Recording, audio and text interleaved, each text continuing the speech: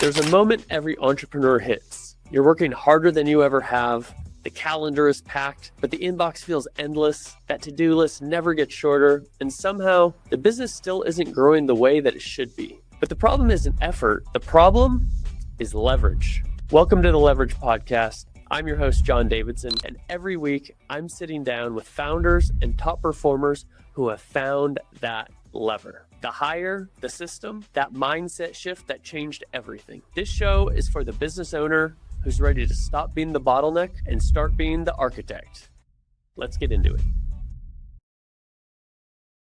Welcome to another episode of the Leverage Podcast. I'm your host, John Davidson, and I am pleased to be joined by a special person today. She is Tonya James. She is the administrator of Abloom Home Care. And Tonya, first of all, I just want to thank you not only for joining me, but the service that you provide to so many people who really need it.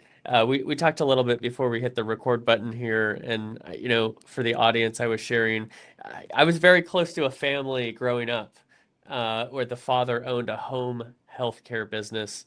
I've seen my own grandmother really benefit from a similar type of business as well. And so I love business, but the impact we have on people's lives, I think, is that much more profound. So first of all, thank you for joining me here on the show.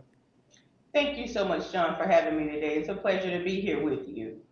Absolutely. Well, why don't we start out, where are you based, and are there any expansion plans coming up? Okay, so we are currently in Rocky Mount, North Carolina. We actually started about an hour west in Raleigh, North Carolina, which is, the capital.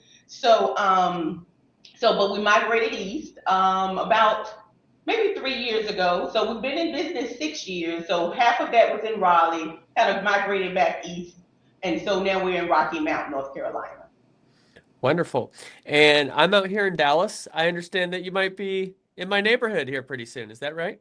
I'm coming. Yes, we are actually opening a Bloom of Dallas. We have the license already, but our ribbon cutting is in September. Exciting. Well, Yes. that's wonderful. And that just shows the success that is stemming from how this business has been built and run. To start out, Tonya, how did you first get into the home care industry? Yes, John. Well, thank you for asking because it's been a journey. So, right out of high school, I wasn't quite sure what I wanted to major in college. So I was like, well, let me take a little time, kind of try to figure it out. And so I got my certification as a nurse aide, certified nurse's assistant. So started working with the elderly, instantly fell in love with the elderly, working with them, listening to how they lived, all of their stories, just being of assistance. Yeah. So just absolutely loved it. But eventually I did get my MBA. And so, but even working in corporate, I always had a client on the weekend because that was more fulfilling than my corporate job was for me. So for Yeah. many years, I worked in corporate, still had a couple clients. I would do fill-ins for different agencies or hospitals or nursing homes. And so that kind of started my journey into caring, getting into this business rather. Yeah. And I love how you're pointing to the point of the fulfillment, Yes, right? And yes, there's so many of us who have a job. I mean, we have to have a job, right? We got to pay the bills, and it might be something we're interested in. Younger people want to do something that they're passionate about. But share a little bit about just the enjoyment of working in something that really has that deep level of fulfillment. definitely. So, of course, a lot of our seniors, they're kind of the forgotten population. Their children may move away, they don't have anyone that's close to them. So, some of the time, the CNA or the nurse's aide is the only one they see in the course of a day or a week, right? Because Yeah, they don't have family around or even friends to come and check on them. yeah, So, being able to be that person for someone who I know needs the services was just so fulfilling for me. I just couldn't wait, to get to Miss Jones and make sure she's eating for the day, make sure she's had her medications, those things. So that has always been just a joy of mine. to make sure their quality of life is, exceeded, more than, if they were by themselves. Right. So, and John, one thing that helped me realize early on that I kind of had the it factor for home care or working with the elderly. When I would do fill-ins for whoever, they would always want to replace their actual aid with me. They had to be strategic on who they sent me out to, because they will always say, "Look, I just want Tonya. Like, just send Tonya back." And they'll say, "Well, no, Miss Jones, Tonya, she only works part time. She only does fill in." So I knew I had something, and it's just about being compassionate and caring, because this is Mm, not for everyone. Everyone shouldn't be right. doing this. Some people do it for the wrong reasons, but when you do it for the right reasons, it shows. Yeah, absolutely. And you made a very good point there that, this isn't a business that everybody thrives in, that everybody, receives that fulfillment. I mean, honestly, I'm not one of those people. I have a great appreciation probably for people like yourself because I'm not one of those people. So when you're building a business and you're building a team with in-home healthcare, it's Yes. different than a lot of other businesses where you're just focusing on, oh, the capability or the skill set or what have you. There's this it factor. How do you go about building a business where the person themselves is such an important factor and that the trust to be able to take care of an elderly person is so imperative? Yes. So those initial interactions, right, is those questions that you ask in the interview, is yeah, the way that they respond to you with the certain questions that you ask. So my team and I came up with a list. I want to say it probably was 20 different questions, right, of what would generate the best outcome if we ask these questions, to give us a better feel. Because of course we are meeting these people for the first time. Yeah. And so you do have to have a certain level of trust with them, right? You are from your company sending them out into the homes of people who need their services. So we have to do our due diligence early on with asking those questions while they're in front of us, to make sure we can get as much information as we can before we send them out. Yeah, and so to address those on the other side of the coin, people who may be seeking to get into this industry who are listening, if I want to get into this industry, what are the best steps that I can take so that I can be one of those people who is identified as somebody who does have that it factor, who can be trusted and can serve this elderly group?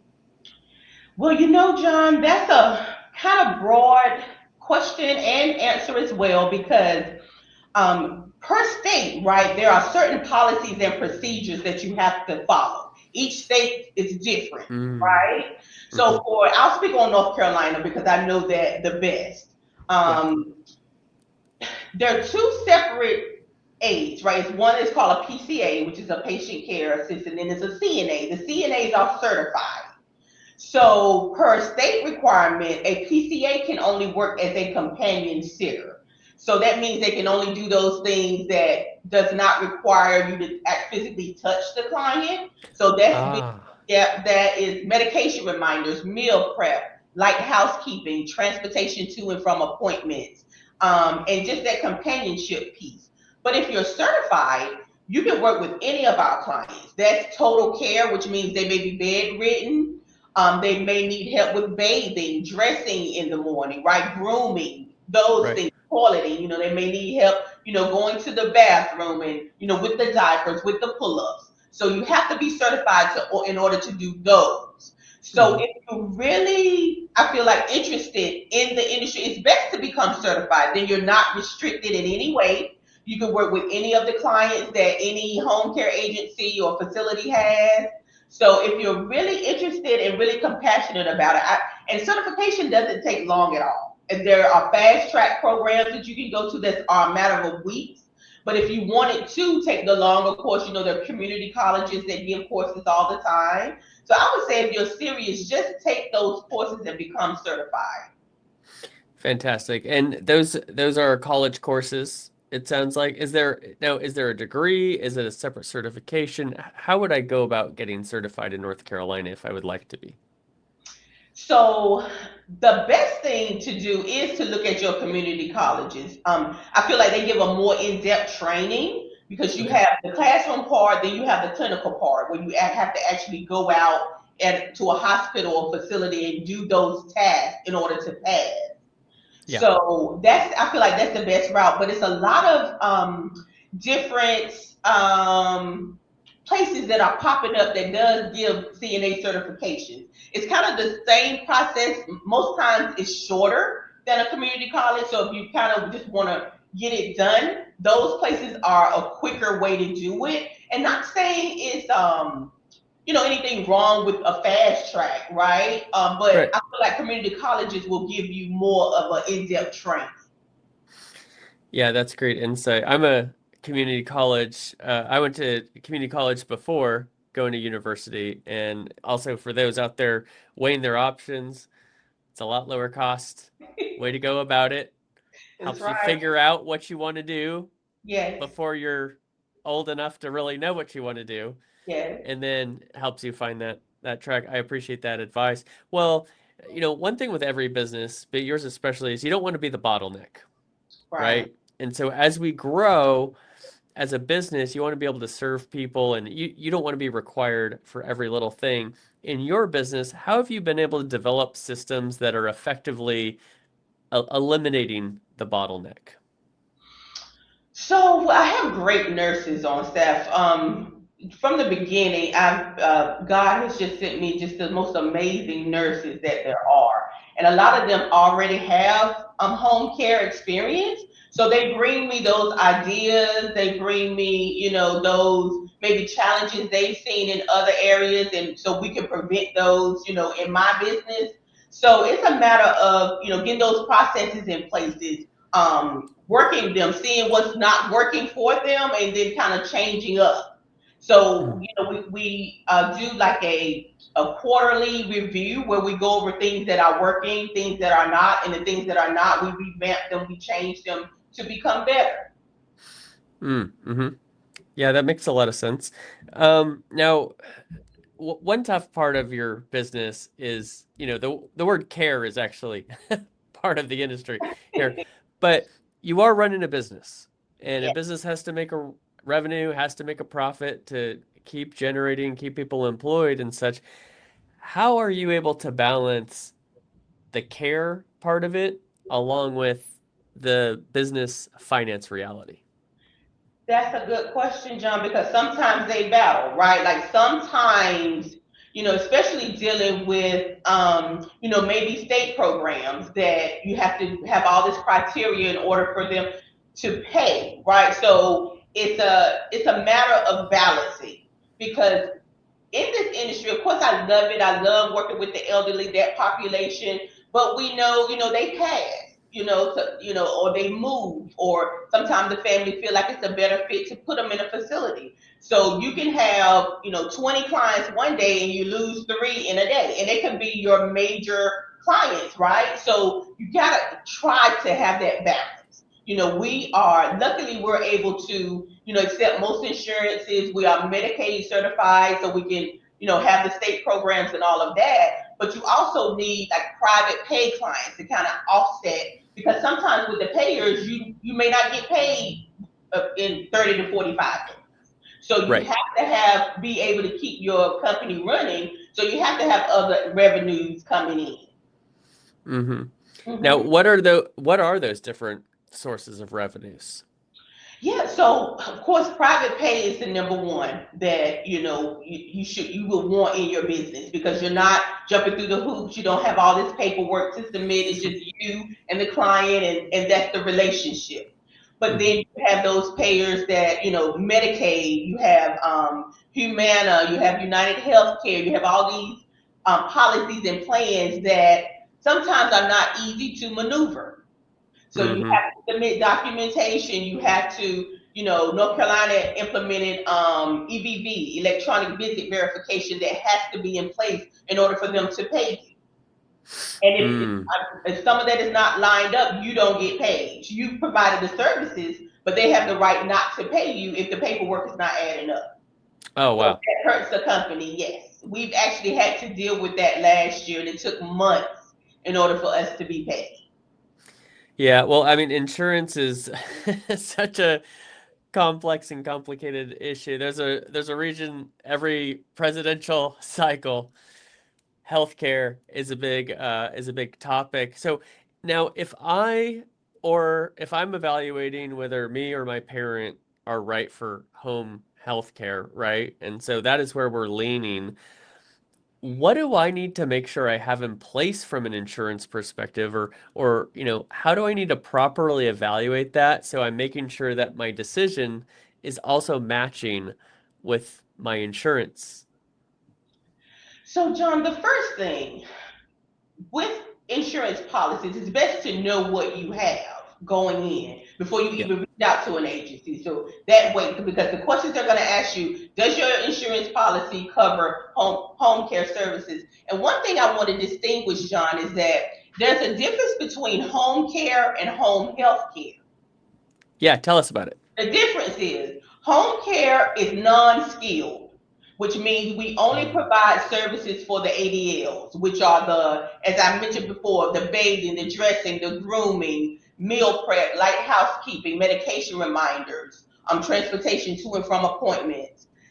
So home health care is skilled, right? That includes Ah, physical therapy, occupational therapy, all of those therapies that goes along with the ADL. right. So those are the two differences. Well, And and that's such an important thing to point out yes, because me being outside of the industry, yes, I'm using one term thinking it means the other or both. And in the same way that we're speaking with our insurance agencies, we yep, need to be educated to make sure that we are saying what we mean rather exactly. than not understanding the actual specific definitions. So yeah, keep going. So back to the policy, you want to, because insurance agencies really don't, I'm sorry, insurance companies really do not want to speak with the agents. They rather speak to their member, and I get it. I Yep. totally. Yeah. So first thing to do if you're a parent, or a family member, know the policy. So when you call, know what you need, right? So if you just need home care, and most policies do not come with the home care rider. You have to specifically say when you Mm, are acquiring the policy, I would like a home care rider to go along with my policy so it's covered if I ever need it. Because it's mm-hmm. not usually there. They don't usually just offer that. So when you call, and okay, so if you already have insurance in place, John, you call your insurance company. Ask them to tell you whether home care services are covered with the current policy. They will be able to tell you that.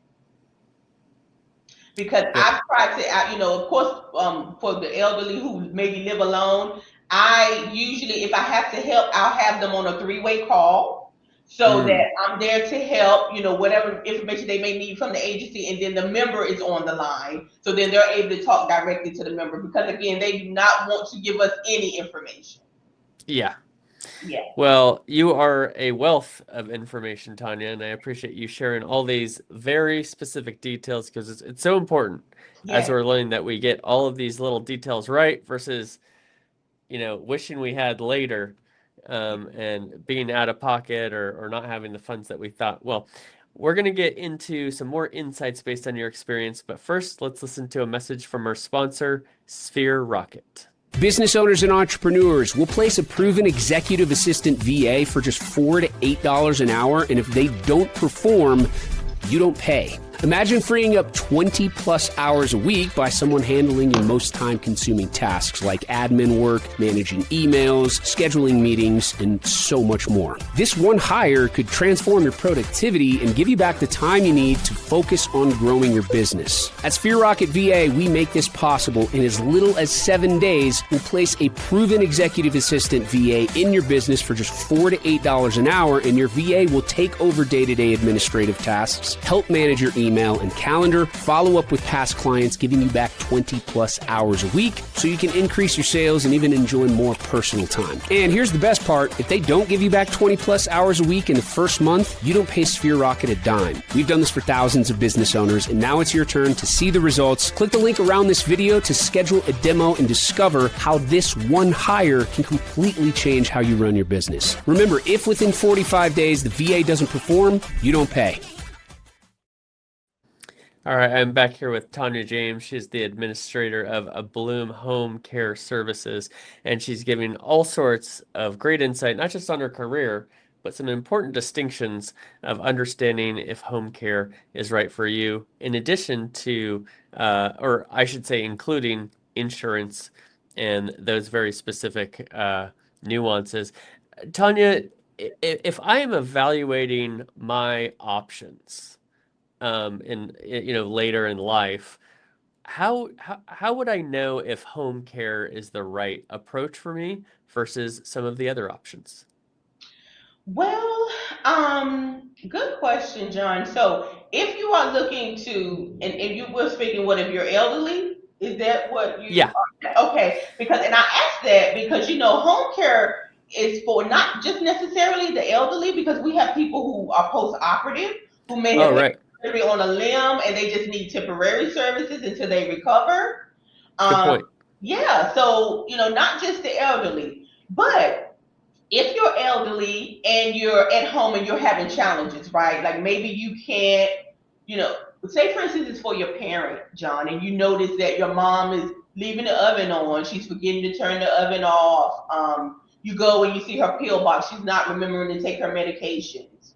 Mm-hmm. Maybe, she's not as well kept as you know your mom to be, so she might be forgetting to take a bath. So those little things, the changes that you see, you might want to introduce home care on a small scale, because what I've learned over the years is that, people are independent. Someone coming into your home is huge. You That's right. know, a skill that I've learned though, John, is that if I can get in the house, then you're gonna want us to come. You're gonna want to keep a bloom. That's been my thing. So if I can get to your home, you're keeping us. So I've taught a whole lot of people into. Well, I've had conversations with daughters and sons, and they'll say, "Well, my mom, she's just not even really open." She said, "You could come by and have a conversation, but look, I don't know how it's gonna go." And I always win them over, John, because the key is letting them know we're not coming in to make you change anything. We're only here to assist. Anything you don't want done won't be done. All the things you need done will be. So that's my I love approach. that. Yeah, and I'm not pushy at all. I just give them information that they need, and most of the time they'll say, "Well, I'll try it. Let me try it." And I got them then, John. I hooked them, so we're in there. Yes. Yeah. Well, and you have a fantastic process as you're detailing here, and you really have figured out what you're doing. But I think you figured out what you're doing over the course of years, Definitely. right? And so let me take you back to when you first stepped into the home care services industry. If you were to go back to talk to your former self, what advice would you give? Wow. Well, John, I didn't have a partner in starting, and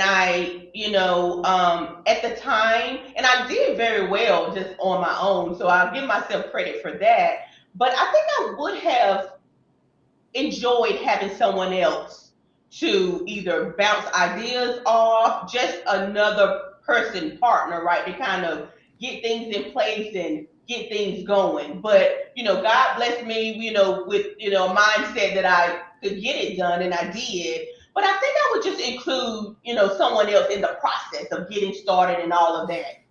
Hmm. Yeah. And what type of person would this be? A mentor with experience? Would this be somebody at the same, level of experience to do it together? Or what would have been most helpful for you in that situation?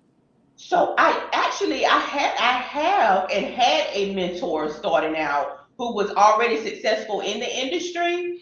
And I think I mean just on the day-to-day operations, right? Mm. Instead of me just taking all of that on, I probably would have found someone who would, because my mentor who actually helped me get things in place, she was out of Atlanta. So, and I'm in Okay. North Carolina, which she, is a great mentor, did a great job with preparing me, just having someone here, right, in the, vicinity that I'm in to kind of help get things rolling. But, it worked out perfectly. But I think that's what I would have done differently. Yeah, that's great feedback. I appreciate that. Now, there's like any industry, there are misconceptions, right? And so I would think because people have less experience with home care services than maybe some of the other things that we normally experience in our lives, especially when we're younger, what are some of the misconceptions that you experience associated with home care services? Let's see. Good question, John. I'm trying to think of what I've heard that people have said. Well, what I'll do, John, is say the biggest challenge with home care are obtaining and retaining aides in home because we need those, right, to go into the home. So the Yeah. best thing, I don't know. That's the battle. If you were to ask any agency owner, uh, Uh-huh. balancing clients with caregivers is probably the biggest challenge you'll have in the business. And what you're telling me, if I'm accurate and correct me if I'm wrong, is attaining those caregivers so that you can meet the demand and you have people who are really in there for the right reason or providing the care in the way that it should. Is that what you're saying there? Yes. And sometimes you feel like you're a good judge of character, and then something flips, and you're like, okay, I did not expect this out of this person. So, Sure. but yeah, so you have to try to find that balance, which is the hardest thing, right? Because you will have more clients and caregivers, or vice versa. That's usually how it will go. So you kind of have to always be hiring. You have to always have jobs posted, always hiring, always doing interviews, have you a list, a database of, if you serve several areas, and we actually service 13 counties, John. Wow. So yeah, so we try to have aides that's close in those areas, so we get a call, we're able to staff. So yes. Wow. Yeah. Thank you for that insight there. You know, I asked this question of a lot of business leaders of what success means to them. And, I'm typically interviewing folks who are, top agents in real estate or have built a business focused on marketing or, something like that. But, you do something very different that really closely impacts people's lives directly. What Mhm. does success mean to you today in your role? So, John, with any business owner, you have your days, things, the peaks and valleys, right? Things are going to go great, and then they're not going to go so great. So, some days my nurses really do keep me focused because if we have a meeting, I'm like, oh, is this a sign that I shouldn't do this? Like, what? And they always Yeah. say, Miss Tonya, your clients love you, your caregivers love you. We need you in this industry. So please just stay positive. We need you. So that's one of the things that for is success for me. That the people that I'm servicing, they're getting what they need. On a day-to-day basis. They enjoy, the caregivers that we send out. And that's one thing I've mastered too, John, is I'm the first form of contact. So still to this day, when we get a new client, I go out to meet them first, just because Hmm. I can get a feel for them. And then when the caregiver, I can match pretty well. I kind of know how to match. So I still do that Yeah. because I love that part of it. So I love for Miss Jones to say, hey, I absolutely love Sarah. When I call her and say, hey, how did your week go? Oh, I absolutely love Sarah. Or, I Right. love Lisa. So that's success for me. That's a great point. That's kind of a, I don't know, overlooked aspect of the industry is that matchmaking, right? Because it's one thing to have, yeah, somebody who is capable, there for the right reasons, has that it factor, but personalities can clash Yes, or they can match, right? yes. What are some of the tricks that you've learned over your years to really effectively match the right staff person, the right nurse there with the right client?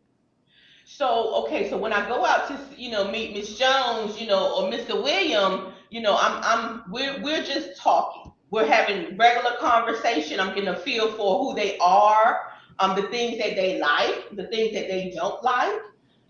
So if Miss Jones is headstrong and she's like, look, it's gonna be this way, then I know I have to have a caregiver who is not pushy, who's able to allow her to do things on her terms, you know. And so those questions that we ask the aide kind of, and we'll give scenarios. We'll say, give us a scenario on if, Miss Jones said this, what would be your reaction to that? So that kind of helps us see how they will respond to certain situations. So that's kind of how we can try to match it up. And if Mr. Williams is just watching football all day, you need a sports fan. Definitely, that helps. Yeah, or I know how to play chess. Definitely. And then, John, we have to ask, do you have allergies to anything? Because people have pets. So if our aide has a, pet allergy, was cat, dog, smoking, we have to ask those questions as well. Yeah, those are all great questions. Well, the very last question I have for you here, Tonya, and thank you again for your time and for your expertise here. So if I am in that Rocky Mountain, North Carolina area, or if I'm in Dallas, where you guys are expanding soon, and I'm looking to connect with you to connect and figure out if, Abloom Home Care Services is right for me, how can I get in touch with you? So our direct line is 919-457-1484. We do have a website. It's abloomhomecare.com. And we have, tabs there where you can send in an inquiry if you want someone to reach out to you, if you don't just want to call, and we check those periodically throughout the day. Telephone number, website. We have a Facebook page, Abloom Home Care, have Instagram, so we're always posting. So that is the way to get in touch with us. Wonderful. Well, I appreciate you joining me today, Tonya. It was great getting to know you better and learning from your expertise. Thank you for joining me today on the Leverage Podcast. John, thank you so much for having me. It really was a pleasure. Thank you.